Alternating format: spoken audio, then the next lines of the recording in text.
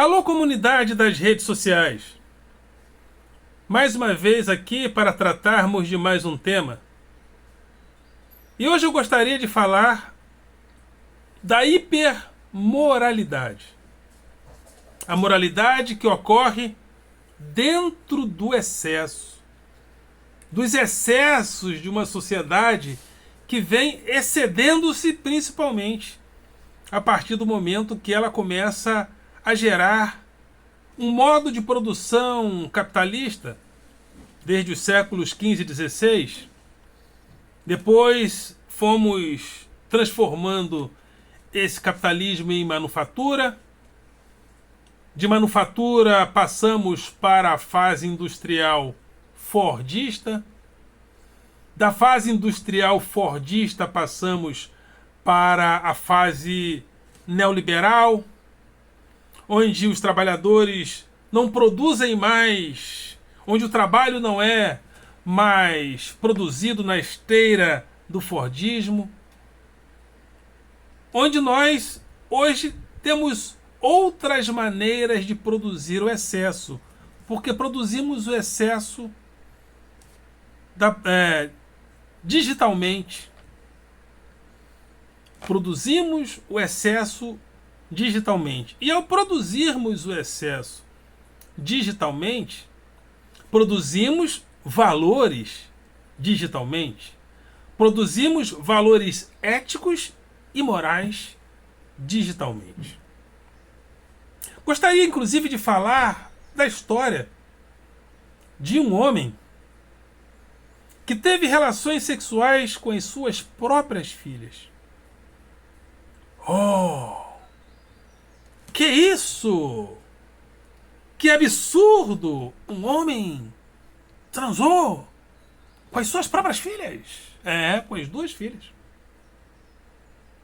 E dessa relação, ele teve outras centenas de filhos e netos. Grave, né? Chocante, né?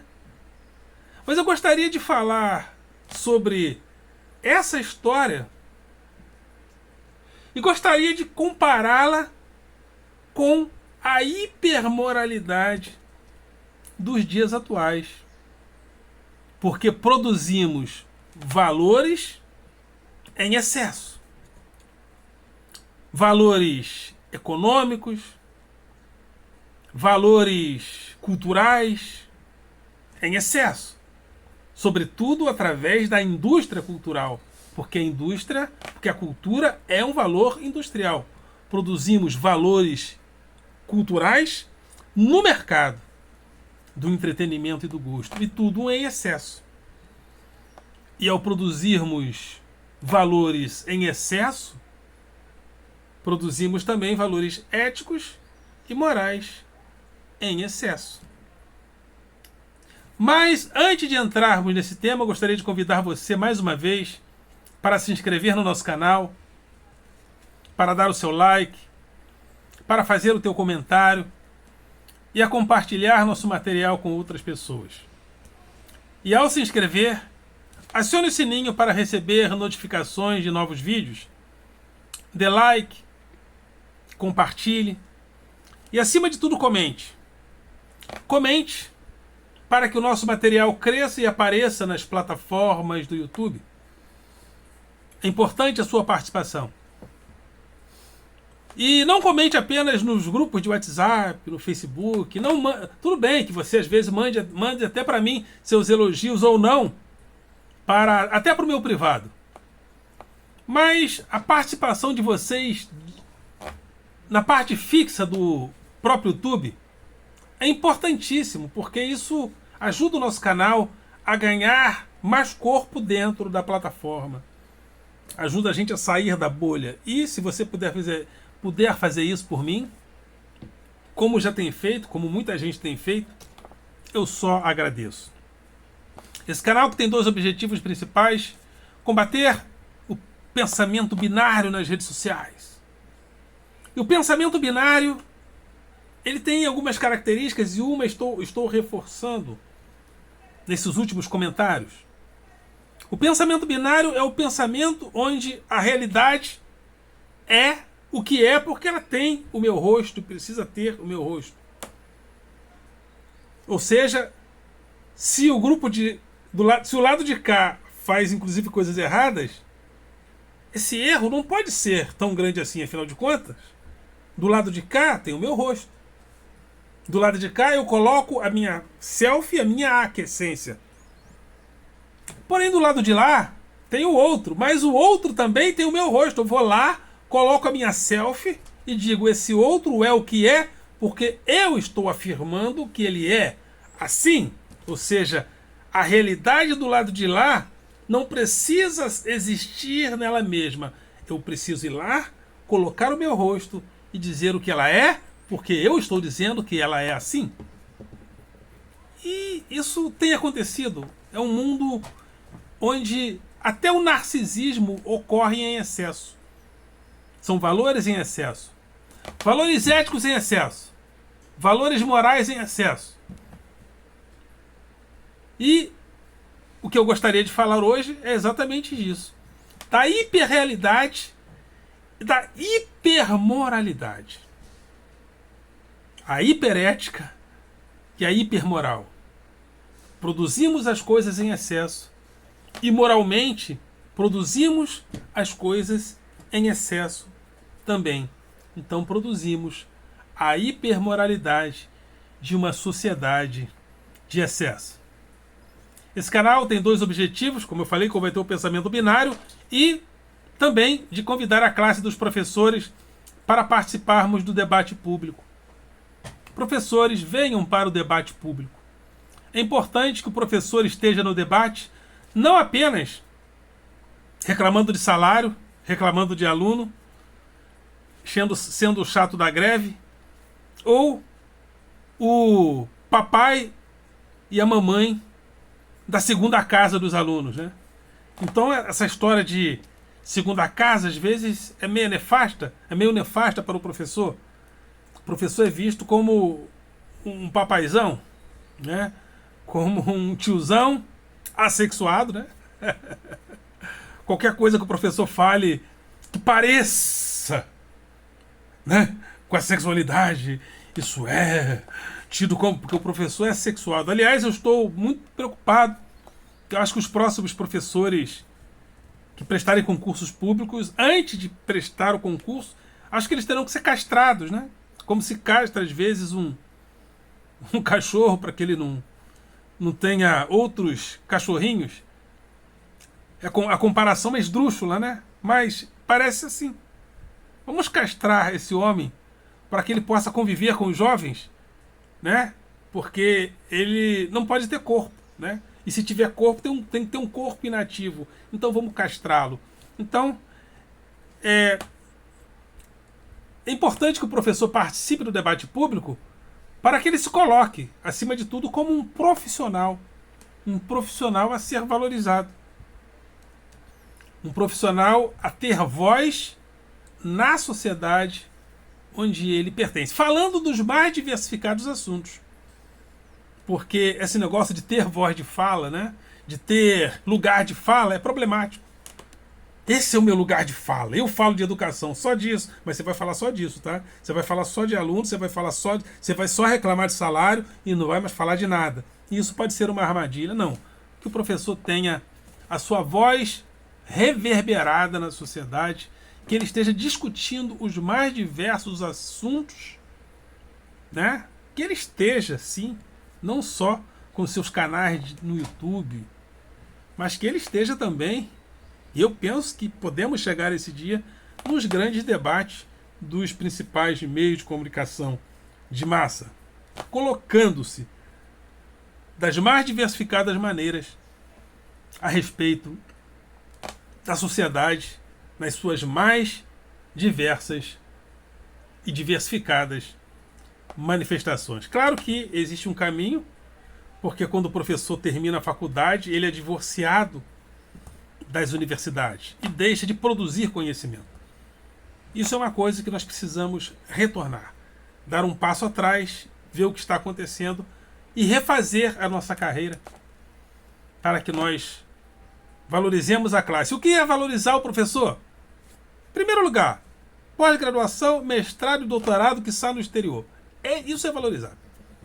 Fora isso, conversa fiada. E, evidentemente, né, a valorização salarial, condições de trabalho, mas, sobretudo, pós-graduação, mestrado, doutorado que está no exterior. É isso aí. Resta conversa fiada. Então vamos lá. Vamos falar da hipermoralidade. Um homem, né? Eu gostaria de falar da história desse homem, né? Muita gente já ouviu falar da história de Jó. Não, Jó não. Não é Jó mesmo, né? Não, Jó não, Ló. É Ló o nome do cara. Ló era um sobrinho de Abraão e vivia em uma cidade chamada Sodoma e Gomorra. E essa cidade, por causa da sua muita impiedade, segundo está escrito nas Escrituras, essa cidade foi devastada. Mas porque Ló era sobrinho de Abraão e aprendeu de Abraão os princípios da lei divina, Ló e a sua família foram preservados. Mas a mulher de Ló quis voltar para Sodoma e Gomorra enquanto a cidade estava sendo destruída, virou estátua de sal e só Ló e as suas filhas foram salvas. Mas Ló precisava ter descendência, porque naquela cultura, um homem que não gerasse filhos no ventre de alguém, esse homem era um nada, porque o nome dele seria apagado da memória, razão pela qual, se uma mulher não pudesse gerar filhos, ela era considerada quase um zero à esquerda. Por isso é que a mãe de Samuel, antes de poder ter filhos, dizia nas suas orações: me dê um filho, senão eu morrerei. Ou seja, a vida não fazia sentido. E para que Jó tivesse a sua geração preservada, ele veio a ter filhos com as suas próprias filhas. Ou seja, as filhas de Jó deram um porre no pai e ele acabou tendo relações sexuais com ela e gerou 2 gerações de 2 povos através dos 2 filhos que ele teve com as filhas. Essa história, quando ela é contada e ela é narrada no texto, ela parece que a gente dá um jeito, principalmente as pessoas mais piedosas, dá um jeito de amenizar. Não, mas ali a questão era que ele precisava ter descendência, então não tinha outro jeito. Mas quando essa história chega para nós, e eu narrei para vocês que isso acontecera no passado, a princípio nós ficamos um pouco apreensivos. O quê? Um homem teve relações com as suas próprias filhas? Isso gera uma afetação em nós, uma afetação até natural, ou social, ou cultural, porque de fato é algo que nos causa espécie. Mas eu gostaria de falar dessa maneira que nós nos espantamos com isso na época atual, nos dias de hoje, onde uma informação como essa, ou coisas semelhantes, elas chegam a nós dentro de uma outra sociedade, que é a sociedade do excesso.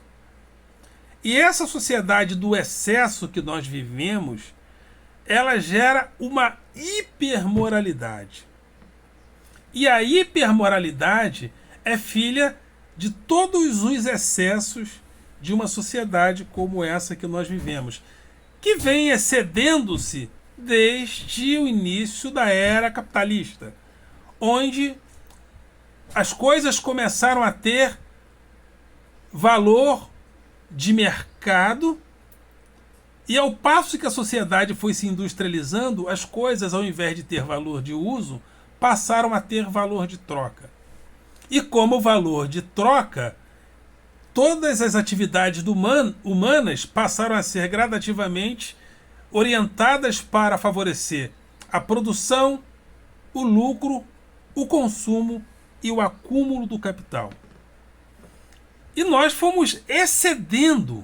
Tanto é que quando, num determinado momento, a produção excedente se esgotava, os povos saíam para conquistar novos mercados. Porque o capital só tem um caminho: acumular. E como ele vai acumular se o encontro com os bens de consumo, com os produtos que geram bens de consumo, se esgotam? O capital não pode se esgotar, não pode deixar de acumular. Então novos mercados precisaram ser conquistados. Por isso o imperialismo, por isso o craque da Bolsa de Nova York, porque num determinado momento, se a expectativa da produção for frustrada, isso gera um colapso. Porque a velocidade do capital é tal que esse movimento não pode parar. Se esse movimento parar, há um craque, há um choque anafilático e que produz e produziria, hoje principalmente, várias balbúrdias pelo mundo. E para encontrar esse volume de produção, nós precisamos exceder, nós precisamos criar o excesso, a hiperprodução, o hipertrabalho, o hiperconsumo, a hiperpropaganda. E dentro desse excesso todo, fomos nos encontrando com a hipermoralidade. A hipermoralidade. E o que seria a hipermoralidade também como valor de troca? Porque se nós somos a sociedade da produção, do lucro e do consumo, ai daqueles que se atreverem a entrar no caminho da produção, do lucro e do consumo. Essa pessoa ela é exterminada. Por exemplo, há pouco tempo, qual foi o grande problema de Dilma Rousseff? Foi ter feito as pedaladas fiscais? Não, mas Dilma Rousseff, ela ousou num determinado momento dizer o seguinte: precisamos mudar a matriz econômica. Essa matriz econômica estava e está até hoje fixada no tripé econômico: câmbio flutuante, superávit primário e meta de inflação. Num determinado momento, e toda a produção capitalista e de acúmulo de capital está orientado nisso, principalmente o mercado, o capitalismo financeiro. De repente, Dilma Rousseff fala o contrário. E quando ela fala o contrário, se volta contra ela toda uma hipermoralidade, acusando-a de várias e várias coisas para que ela caísse. Porque a produção de capital se dá em excesso. Se você fala alguma coisa ou faz alguma coisa diante desse capital, e esse capital e os interesses desse capital ou dos capitalistas é atingido, há uma hipermoralidade que é colocada sobre você e você passa a ser literalmente um nada, um zero à esquerda.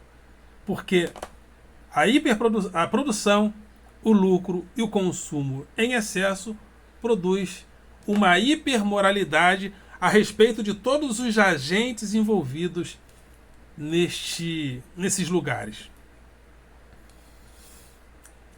E quando a gente navega pelas redes sociais, quando a gente navega, a gente se encontra com vários núcleos de interesses que estão ali. E nós somos também peças nessa engrenagem. Somos peças nessa engrenagem. E é muito difícil se colocar de maneira mais ou menos autêntica, ou seja, há um desafio muito grande de ser autêntico nessa sociedade da hiperprodução. Porque existe também um fenômeno chamado de justiçamento. O que é o justiçamento? O justiçamento, ele, ao contrário da justiça ou da injustiça, o justiçamento ele se antecede à justiça. Por exemplo, em todo processo de impeachment há um justiçamento. No impeachment do Collor houve um justiçamento. Ou seja, Collor foi acusado de várias e várias coisas que não se confirmaram e depois ele foi absolvido. Mas houve um justiçamento para que o justiçamento pudesse tirá-lo da presidência da República. Ou seja, houve uma hipermoralidade que o atingiu. E ele teve que cair. Porque se não houver e não houvesse a hipermoralidade, para atingi-lo em vários lugares da sua moralidade, ele não cairia, e talvez ele não cairia. Se Dilma Rousseff não fosse atingida em vários aspectos da sua moralidade, ela não teria caído. Então, o que acontece? O justiçamento produz moralidade em excesso contra ou a favor de algumas pessoas, porque nós somos uma sociedade do excesso e ao produzir bens e valores em excesso, produzimos valores éticos e morais em excesso contra ou a favor de algumas pessoas. Se a gente vai para o ponto de vista acadêmico, ética é o questionamento dos valores. E a moral é o valor, é o certo e o errado. E o que é ética? É a discussão dos valores morais. Do ponto de vista mais coloquial, a moral é aquilo que nós fazemos independente de outros estarem olhando ou não. Há um valor moral. Isso eu não faço e isso eu faço. Eticamente já é aquilo que nós fazemos diante do olhar de outros. Mas as coisas não param só por aí.